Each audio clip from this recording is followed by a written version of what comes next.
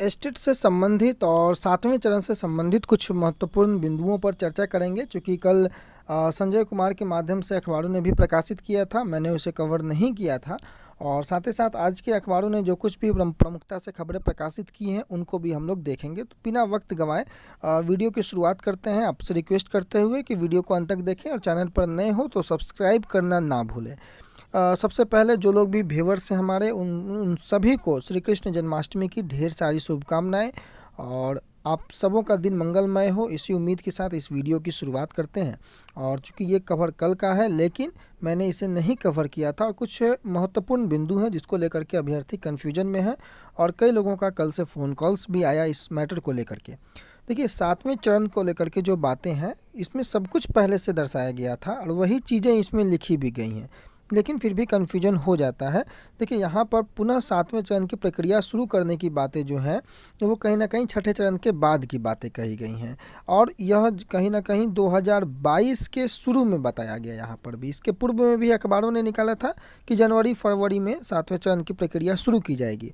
अब अपर मुख्य सचिव संजय कुमार ने कहा कि छठे चरण की बहाली की प्रक्रिया इस साल के दिसंबर तक पूरी होगी, ये बातें पे आपको लोगों को पता है, और इसके बाद 7वें की बहाली आएगी। लेकिन मुख्य बातें जो हैं, एक बार पुनः यहाँ सीटों को आप देखेंगे तो पूर्व के 2 साल की सीटें यानी कि 19 से 21 की सीटों को जोड़ने की बात यहाँ पर पुनः कहा गया है और इसमें यह स्पष्टता के साथ लिखा गया है कि जो भी शिक्षकों की आवश्यक रिक्तियाँ इन 2 वर्षों में होंगी, इसे भी जोड़कर ये वैकेंसी निकाला जाएगा। यानी कि 2 वर्षों की जो संपूर्ण रिक्ति अगर वो जोड़ा जाता है तो जैसा कि संजय कुमार ने वीडियो में भी बताया था और अखबारों ने भी उसे लगातार प्रकाशित किया है। एक और महत्वपूर्ण जानकारी इससे निकल कर के आ रही है कि सेंट्रलाइज्ड और ऑनलाइन फॉर्म में 7वें चरण की बहाली की प्रक्रिया शुरू होगी, जो कि बहुत अच्छी खबर है। पूर्व में भी ये खबरें खुद संजय कुमार जी के माध्यम से बताई गई हैं कि ऑनलाइन फॉर्म में और सेंट्रलाइज्ड फॉर्म में, इससे कहीं ना कहीं अभ्यर्थियों को परेशानी का सामना नहीं करना पड़ेगा, काम काफ़ी आसान होगा और ट्रांसपेरेंसी कुछ हद तक बहाल जरूर होगी। कन्फ्यूजन का यहाँ पर था कि 7वें चरण को लेकर के 40,000 से अधिक रिक्तियाँ होंगी। कई लोगों का अब यहाँ कन्फ्यूजन ये हो गया कि केवल 40,000 ही रिक्ति होगी। यहाँ पर कहा जा रहा है कि 40,000 से अधिक रिक्तियाँ होंगी। इससे एक बात तो स्पष्ट हो जाती है कि जो विज्ञापित 37,000 सीटें थी, लगभग 37,000 के प्लस, ये सीटें तो बढ़ गई।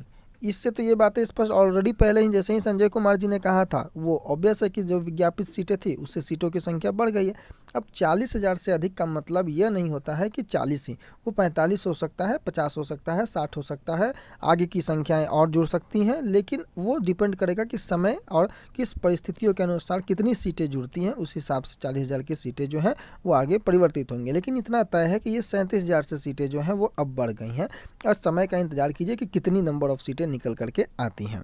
तो ये कल की खबरें थी। बाकी जो जिलावार सूची है वो भी प्रकाशित किया गया था, आप लोगों ने देखा है, इसलिए मैं उस पर नहीं जाता हूँ। सीधे आज की खबरों पर मैं आ जाता हूँ, जो कि प्राथमिक शिक्षकों से संबंधित है कि चयनित अभ्यर्थियों के नाम जो हैं वो वेबसाइट पर अपलोड होंगे।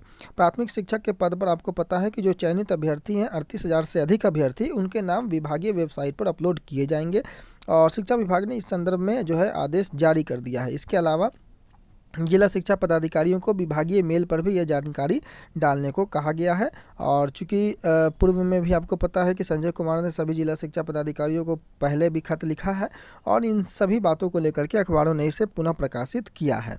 और इसमें क्या है कि एक और महत्वपूर्ण बात जो है यहाँ पर लिखा हुआ है कि अगर किसी अभ्यर्थी को इस संदर्भ में कोई आपत्ति होती है, जो लिस्ट जारी किया जाएगा, तो इस संदर्भ में अपना आपत्ति भी दर्ज करा सकेगा। लिहाजा विभाग ने चयनित अभ्यर्थियों की सूची ऑनलाइन करने का निर्णय लिया है और शिक्षा विभाग ने इसके लिए विभागीय वेबसाइट पर एक विशेष हाइपरलिंक दी है, जहां पर वह सूची प्रस्तावित पब्लिक डोमेन में दिखाई देगी। अब प्रस्तावित काउंसलिंग की तिथि को लेकर के भी, जैसा कि आप लोगों को पता है, उसको लेकर के भी मंथन जारी है और इधर बाढ़ प्रभावित जिलों में अतिरिक्त काउंसलिंग को लेकर मंथन जारी है। साथ ही पंचायती चुनाव के संदर्भ में शिक्षा विभाग अलर्ट पर है और दरअसल इस संदर्भ में जानकारी ले रहा है कि छठे चरण के प्राथमिक शिक्षक नियोजन के लिए प्रस्तावित काउंसलिंग की औपचारिकताओं को पंचायत जो चुनाव है, पंचायत चुनाव के साथ जो उसके बीच, उसके दरमियान पंचायत नियोजन इकाइयां कैसे निपटाएंगी, यह देखने वाली बात है और इस पर जो है मंथन विभाग में जारी है।